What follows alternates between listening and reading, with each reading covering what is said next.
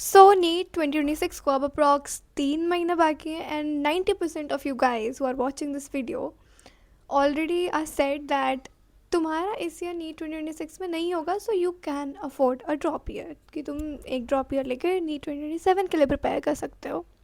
Well, let me clarify you that कि अगर तुम ऐसा सोच रहे हो कि तुम्हारा इस ईयर तो बिल्कुल भी सिलेक्शन नहीं होने वाला है. Yes, you heard me right. अगर तुम्हारा प्लान बी ऑलरेडी रेडी है कि तुम एक ड्रॉप और अफोर्ड कर सकते हो, तो तुम भूल जाओ कि तुम्हारा इसी सिलेक्शन होने वाला है. So hello everyone, myself Anushka Vats and I am a second year MBBS student at a government medical college. 3 महीने बाकी हैं एंड तुम अभी भी सोशल मीडिया पे how to crack NEET in 3 months वाली अगर वीडियो देख रहे हो ना, तो भूल जाओ तुम्हारा होने वाला है. टाइम बहुत कम है. Stop consuming content on social media now. First of all, ठीक है, तुम ये चीज़ स्ट्रैटेजी फिर भी थोड़ी बहुत देखो. दैट इज़ ऑल्सो थोड़ी बहुत देखो. ये नहीं कि तुमने 10 क्रिएटर्स ने अगर बनाई है स्ट्रैटेजी तो तुम्हें सबकी स्ट्रैटेजी देखनी है. नो, 2-3 की देख ली ना, अब अपना दिमाग चलाओ, अपनी स्ट्रैटेजी बनाओ और खुद कैसे अपना सिलेक्शन पक्का कर सकते हो उस पर काम दो. बिकॉज यू नो, तुम्हें बस वो एक चीज़ 50 लोगों से सुननी पड़ती है तभी तुम जाके उस काम पे एक्शन लेते हो. So stop consuming social media so much. Instagram मैं ये नहीं कह सकती कि बंद कर दो, क्योंकि मैंने अपनी प्रेपरेशन में इंस्टाग्राम नहीं बंद किया था. एंड आई थिंक जो लोग बंद करते हैं उनका भी यही होता है कि 1-2 दिन के लिए बंद कर दिया और उसके बाद फिर से दोबारा उनका इंस्टॉल हो जाता है इंस्टाग्राम और फिर से तुम्हारी वो रील शुरू हो जाती है. No, set a time restriction on these apps कि तुम एक दिन में 1 घंटा मैक्सिमम 2 घंटा देख सकते हो अब social media. I won't say कि एकदम कट आउट कर दो, बट थोड़ा थोड़ा कंज्यूम करो. मतलब जब सिर्फ 2 घंटा, एक दिन का 2 घंटा is way more than enough for an aspirant जिसका 3 महीने में एग्ज़ाम होने वाला है. एक बार तुमने ये सोशल मीडिया वाला हैंडल कर लिया तो तुम्हारे मेजर प्रॉब्लम ख़त्म हो जाएगी, that is distraction. Now second important point, now अपना जो रिसोर्सेज है वो मिनिमाइज़ करो. अब तुम्हारे पास टाइम नहीं है कि तुम ऐसे 4 किताबों से हर एक सब्जेक्ट को रेफ़र करोगे. नो, NCERT बायो के लिए. मेरे को एक इंसान ने कमेंट पे किया था कि मैं अपने मॉड्यूल से नहीं पढ़ सकता क्या, कि मतलब उसमें कवर हो जाती है NCERT. Okay, get it, cover हो जाती हो क्या, ना agree, but NCERT is NCERT, please stick to it. Bio में तो पढ़नी ही पढ़नी है and I would say organic chemistry में ही पढ़नी है, बिकॉज वो असर्शन रीजनिंग बना देंगे सेम लाइन उठा के और तुम मॉड्यूल बनाते रह जाओगे और नहीं समझ पाएगा तुम्हें. बहुत सारी बुक्स नहीं बनानी. अब हाई फाई बुक्स जो IIT JEE के लिए, वो तुम्हें नहीं बनानी. तुम्हें सिलेक्शन चाहिए ना, तुम अपना रिसोर्सेज मिनिमाइज़ करो. बायो के लिए तुम्हें उठानी है NCERT, मॉड्यूल से क्वेश्चन लगाओ, दैट इज़ इनफ. केमिस्ट्री के लिए ऑर्गेनिक केमिस्ट्री में तुम्हें पढ़नी पड़ेगी NCERT, वो लाइन उठा के दे देंगे, सो रीड दैट. उसके अलावा क्वेश्चंस लगाओ, फिज़िक्स से क्वेश्चन लगाओ. ओके. थर्ड पॉइंट, जो हाई वेटेज वाले चैप्टर्स हैं अब उन्हें ज़्यादा ध्यान दो. ओके, तुम्हें हाई वेटेज वाले कौन कौन से चैप्टर हैं उनकी लिस्ट चाहिए तो मैं अभी डाल देती हूँ सबके पिक्चर्स. टेक अ स्क्रीनशॉट, और अगर स्क्रीनशॉट से आई वुड प्रेफर, अगर प्रिंट आउट ले सकते हो तो दैट इज़ इवन बेटर, या फिर खुद से लिख लो इन टॉपिक्स को. एंड इन टॉपिक्स पे ज़्यादा ध्यान दो, बिकॉज अगर तुम्हारे ये टॉपिक्स क्लियर हो गए ना तो तुम्हारे ऑब्वियसली, बिकॉज ये ज़्यादा वेटेज में आते हैं नीट में, तो तुम ज़्यादा स्कोर कर सकते हो. बिकॉज नीट में अब तुम्हें स्मार्ट स्ट्रैटेजी की ज़रूरत है रैदर देन सब कुछ पढ़ने की. फोर्थ पॉइंट, मैंने मोस्टली नीट एस्पिरेंट्स को देखा है कि वो क्वेश्चन प्रैक्टिसिंग अवॉइड करते हैं. इवन व्हेन जब मैं प्रिपेयर कर रही थी तो जितने मेरे फ्रेंड्स थे वो भी काफ़ी अवॉइड करते थे क्वेश्चन प्रैक्टिसिंग. वेल, या फिर करते भी थे तो बायोलॉजी के करते थे बस. मैं ये नहीं कह रही कि बायोलॉजी के नहीं करने हैं, बायोलॉजी एक बहुत मेजर रोल प्ले करता है नीट में सिलेक्शन होने का. बट अगर तुम बायोलॉजी के क्वेश्चन प्रैक्टिसिंग कर रहे हो तो लेट मी टेल यू कि जितने तुमने बायोलॉजी के क्वेश्चन प्रैक्टिस किए ना, उसके डबल फिज़िक्स के और उसके डबल केमिस्ट्री के प्रैक्टिस करने हैं तुम्हें. इतना बैलेंस आउट कर सकते हो तभी सिलेक्शन होगा. तुम कह रहे हो कि मैं तो क्वेश्चन प्रैक्टिसिंग करता हूँ, मैं दिन में 500 क्वेश्चन सिर्फ बायोलॉजी के सॉल्व कर रहा हूँ. क्या नीट में से बायोलॉजी आती है? जिन लोगों का सिलेक्शन होता है ना, उनके मेजरली फिज़िक्स और केमिस्ट्री का मार्क्स हाई होते हैं. सो तुम्हें मेन फोकस फिज़िक्स और केमिस्ट्री की क्वेश्चन प्रैक्टिसिंग पे करना है.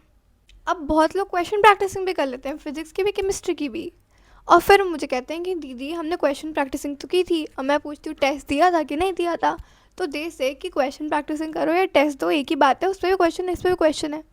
वेल नो, टेस्ट देना is a completely different thing. तुम्हें अब फुल सिलेबस टेस्ट लगाने पड़ेंगे, 3 महीने बाकी हैं। अगर तुमने अभी से फुल सिलेबस टेस्ट लगा दिया ना, तो मैं कह सकती हूँ तुम्हारा सिलेक्शन कोई नहीं रोक सकता। No, I mean it, because मैंने तो फुल सिलेबस फेब के एंड से लगाने शुरू किए थे।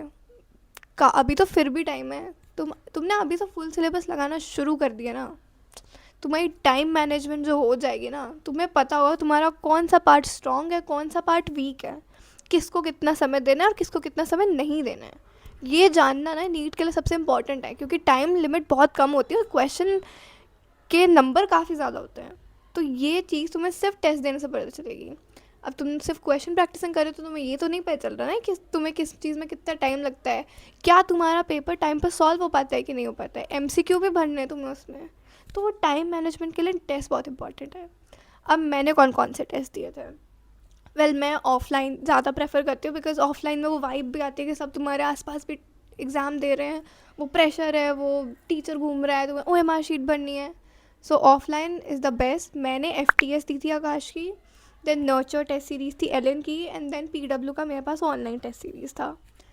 मैंने ये सारे दिए थे और इन्होंने मेरी बहुत हेल्प की थी। मैं तो आई प्रेफर कि तुम जितने टेस्ट दे सकते हो उतने दो, मैं तो यही कहती हूँ हर किसी को। बट अगर तुम ऑफलाइन टेस्ट नहीं अफोर्ड कर सकते हो तो टेलीग्राम पे एक्चुअली ये सारे टेस्ट अवेलेबल हो जाएंगे। तुम अगर टेली पे ढूंढोगे तो तुम्हें FTS भी मिल जाएगा और सारे कोचिंग इंस्टीट्यूट्स के अलग अलग पेपर मिल जाएंगे।